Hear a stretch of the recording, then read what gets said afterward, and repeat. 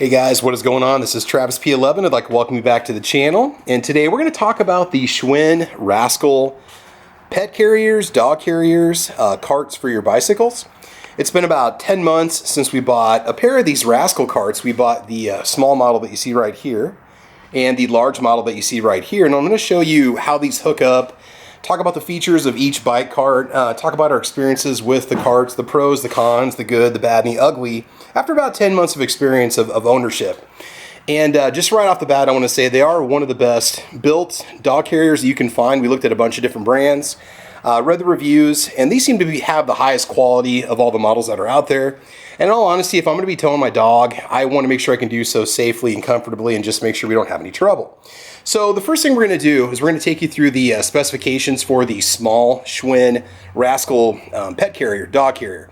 And what I'll eventually do is I'll put my Corgi in here that weighs about 40 pounds just to show you what about a 40 to 50 pound dog is going to look like in the back of this carrier.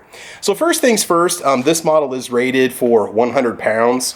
We've got two doodle mixes. They're about the size of golden retrievers, and they would be way too small for something like this. This kind of a carrier would be way too small, even though those dogs are over 100 pounds. So if you got a shorter dog, like a bulldog, or maybe even a pit, or possibly like a Corgi or that kind of a dog, I think this carrier is going to work for you. But there's one con about this carrier that I want to get out there just to maybe push you into the larger carrier instead, which does cost more, but it's got some features I think that make it better.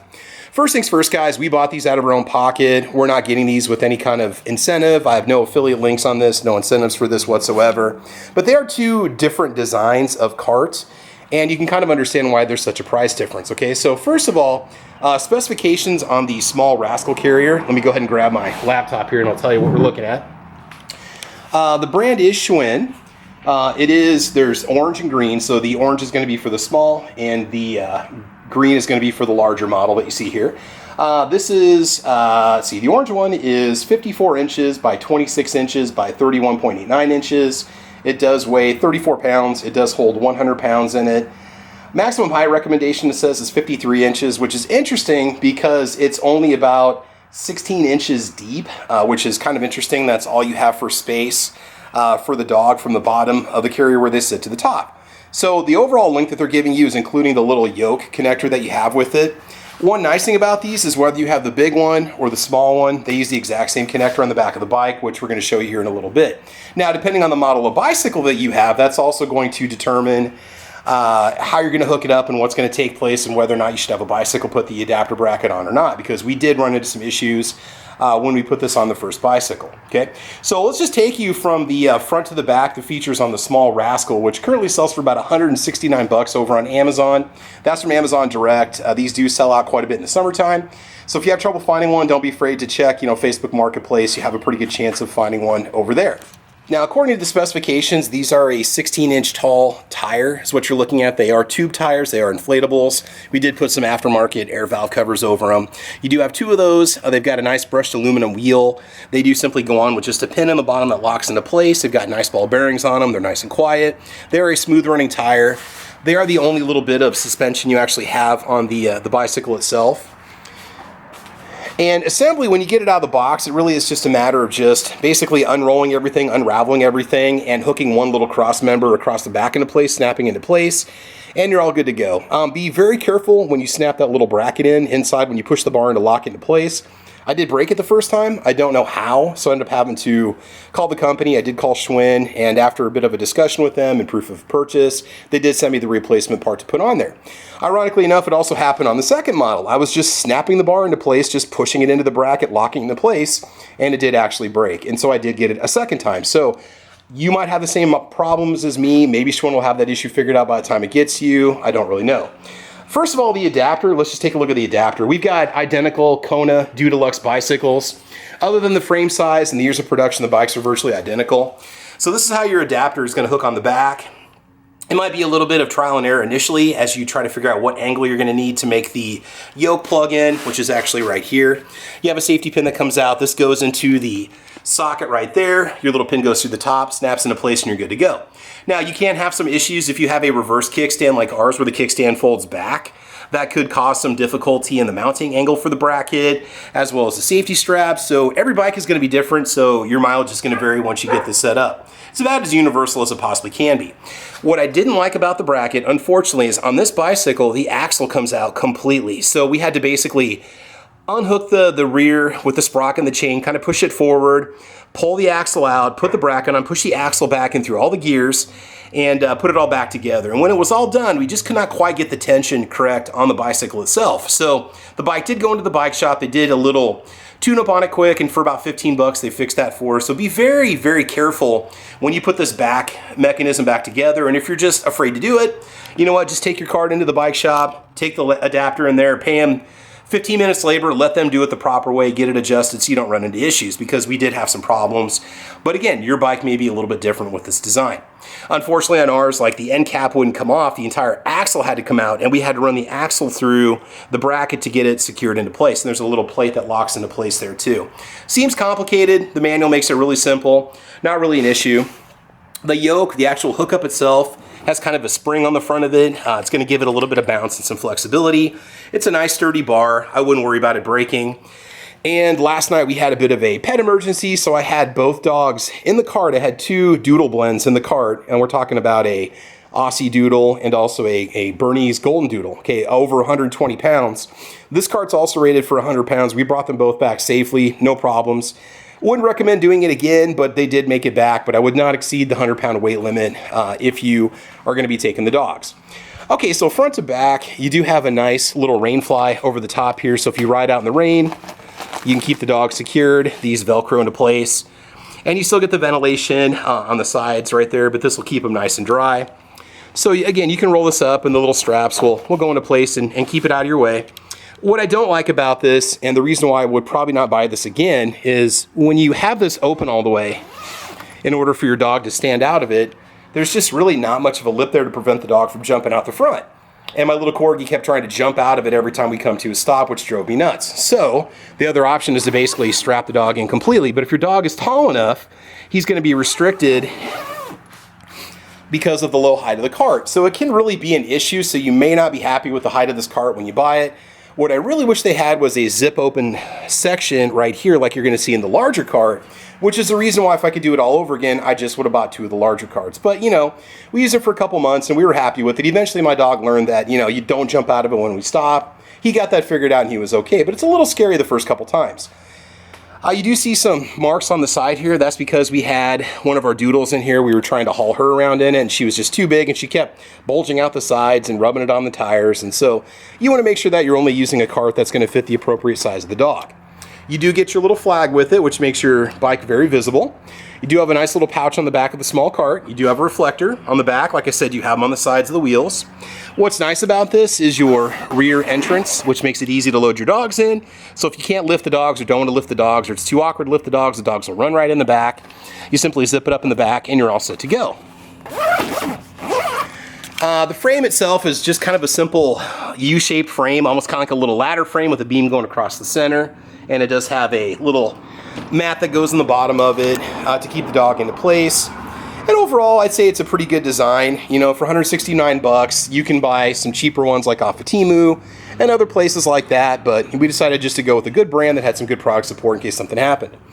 Now, I'm not going to show you the fold up and the takedown, but it is very simple. You're simply going to just pop the support beam out on the back with the bracket. Everything folds over on the top of itself, and you can take the wheels off with the pins on the sides. The little yoke will fold underneath into place, and it just goes into compact storage. So in the wintertime, we just take these two carts and just stack them right in front of each other. We just hang the wheels up on the wall, and they stay out of the way. So they do fold up for much more compact storage. Not necessarily lengthwise, like you can fold the yoke under in the front, but the cart itself is going to basically stay about the same form factor, but it does get more compact so you can stack them for storage if you want to, okay? All right, let's go ahead and move on to the larger model here and give you the specs. Even though it's about twice the price, I really do feel like it's worth the money, especially if you have a dog that's going to be growing as time goes on. You might want to buy something that the dog's going to grow into, okay? So now the large model does have 21 inches of depth. So just to kind of give you a heads up, that's how tall it's going to go. So you might want something where your dog's head's just going to poke out of the top. But if you have a really, really tall dog, you know, there's a possibility that their shoulders could, you know, exceed the height of the opening, and that could cause some issues with trying to keep the dogs actually in the cart itself. Design is very similar to the little Rascal. You've got the vent panels on the sides. You do have a rear entrance, which is just strictly mesh on the back, but you can have the dogs walk in the rear. You do have a pocket up on the top. This one does feature a couple mesh interior pockets, which is kind of nice for extra storage. This one does fold down pretty much like the other Rascal. You've got a support beam in the back that's going to unhook. It's going to flip over on itself. The flaps are going to lay over the top of each other. You can take the wheels off if you want to. You can fold the yoke under. You're all set to go. This one does have the wheels mounted on one of the support beams though, so it is definitely much more beefed up underneath compared to the compact Rascal. So we can maybe show you the underside here real quick. It does have one other little feature that's really handy to have too. So you do have a beam on the back for the axle, you have a center beam, and then you also have the front beam. So it does have some nice support for the heavier dogs. Even though it's only rated at 100 pounds like the other cart, this one's definitely going to work if you have larger dogs in general. And this little bumper here folds under. That's just more or less to keep the cart upright. And it does come in handy when you're loading the dogs in. You know, you can just kick it if you want to and with this peg and just flop it back behind. But it does make loading and unloading the dogs really simple. Got the nice air inflated tires. Remember guys, the only suspension you have on this thing is going to be the tires itself. So just keep that in mind if you're going to be riding over really bumpy or rocky pavement. You know, I probably wouldn't take this on anything more than say crushed rock. I definitely wouldn't use it like over any kind of a rocky trail. But the frame is pretty well beefed up, and it does. Both dogs, like I said, both Doodles did fit in here pretty good, and they're not necessarily small dogs, and we'll show you in a minute what they look like when they're in here. So again, the one design feature that I wish the small Rascal had is this little flap right here on the top. I wish this was on the small model. I don't know why they didn't put it there. So this allows you to have the front flap open if you want to, okay? Makes it easy for ingress and egress, whatever you want to call it. And then on the top, for just letting the dog's head stick out but not let the whole body crawl out, that is just absolutely perfect, okay? And then you also have your, I guess you could say rain fly, your rain flap that goes over the top. That blocks it and keeps them dry while you're riding. It still lets ventilation in on the sides and the back, but it keeps them dry from the top. And there's little Velcro patches down there to keep that flap in place. The other thing I didn't mention, and it's kind of an issue sorta that we're having right now, but it's not that big of a deal. You do have this leash in the back here that does have a hard mount in the back. It does have a little bracket in the back there. And this does stretch out to a different length so you can keep your dog in from jumping out. Now we do have that in the smaller cart, but unfortunately our dog chewed through the other one, so we have to hook another one on there. You can get pretty much any kind of a leash extension that you want. It doesn't have to be a Schwinn specific part. As long as it has this kind of a hookup on it, you can put any kind of a little leash extension on the back you want to. So if you want more, if you need more slack than what they give you from the factory, you do have that as an option. You have a nice little area for the dogs to jump into, and like I said, it does keep them pretty safe, and it does have a nice frame. You have some nice side beams in here for reinforcement. Now this one should sell for around $250 on Amazon. I've noticed right now in summertime you've got like secondary retailers that are selling it through Amazon. They're asking over $300 for it. Guys, if you go on Facebook Marketplace, you can find these for about 150 bucks used. I wouldn't be afraid to buy one. Warranty-wise, I think you get 1 year on it. I could be wrong. You'd want to check the website. By the way, these are manufactured by Pacific Cycle, which owns Schwinn, if I'm not mistaken, or a division of Schwinn. And so when you contact customer service, you actually go through Pacific Cycle, which is a huge bicycle conglomerate that owns a lot of different companies. What I do like, again, is just the compatibility of the small cart and the big part and the mounting point. That's just really nice to have. Because then if you ever want to flip carts between bikes, you don't have to take the mount off the bicycles. They're already on there. And like I said, we have 2 Kona Deluxes that we tow them with. Don't know if this is going to wear the bikes out sooner or if it's going to cause excess wear on the sprockets or anything. But when you're actually towing, you know, you feel the extra weight, but it's really not that big of a deal. It doesn't like tug at your bike while you're riding at all. You hardly notice it. You know, just remember you do have a slightly wider track, so you want to be careful in turns. You want to make sure you kind of stay more towards the center of the sidewalks so the cart doesn't go off the road. It is going to stay secure on the bicycle, and you do have that flexibility with that little spring to keep the mount from moving around. So I know I'm kind of talking your heads off here, guys, but if you're going to drop $250, $300 on a bike cart, it'd be kind of nice to know what you're getting yourself into, right? You have a flag again. You've got the reflector on the back there. Again, all you do is just pull that little pin right there, and you can just take the wheel right out. They've got some nice bearings on them. Very low maintenance, easy to clean. You can wipe them off if you need to. Everything's just ballistic nylon. And you're pretty much all set to go. So Again, I've been pretty happy with them. Why don't I go ahead and get Ammo Dog here. I'll go get the Corgi. I'll put him in here so you can see what it looks like with the flap open, and we'll put the flap down. And then we'll get one of the doodles. We'll drop the doodles in here, and you can see how it looks with a full-size dog that weighs like 65 pounds. Might help you determine what size you want to go with, okay? So let me go get one of the pups, and we'll be right back. So I put the garage door down so that Ammo Dog here wouldn't run away. But you can see how my Corgi fits in there just perfectly. But like I said, it's really not much I can do. I can maybe zip part of the top off, but it's not going to stop him from running out of the front. And we'll go ahead and just zip him in completely. And you can see how he's really not restricted. He can run around if he needs to. Okay, back up, back your head up. Back up, buddy. And I'll show you what it looks like once we put him in there. So, zipped in completely. You know, he can't totally stand up, but he can sit down if he wants to. But I try not to do that when I run him with it.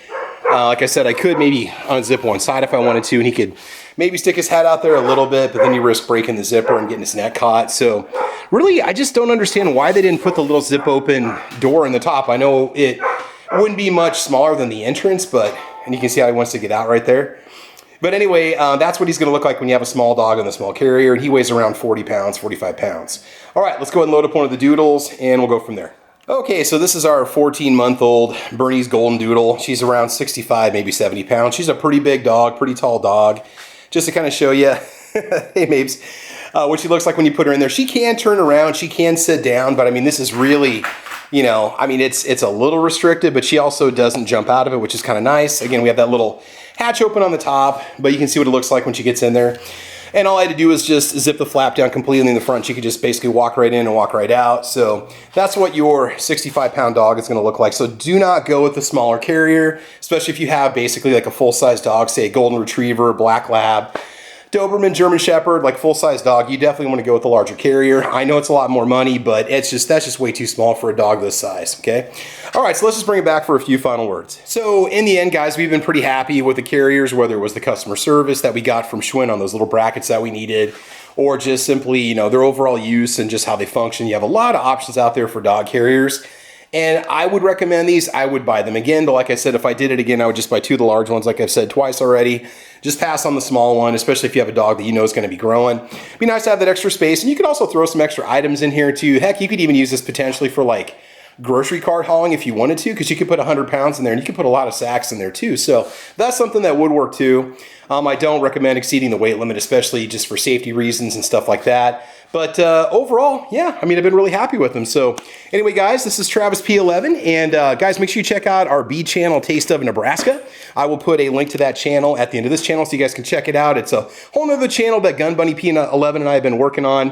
Whole different set of videos, whole different theme. And again, just bringing you all kinds of goodies for the outdoors and so on. So we want you guys to have fun, like and subscribe, be safe.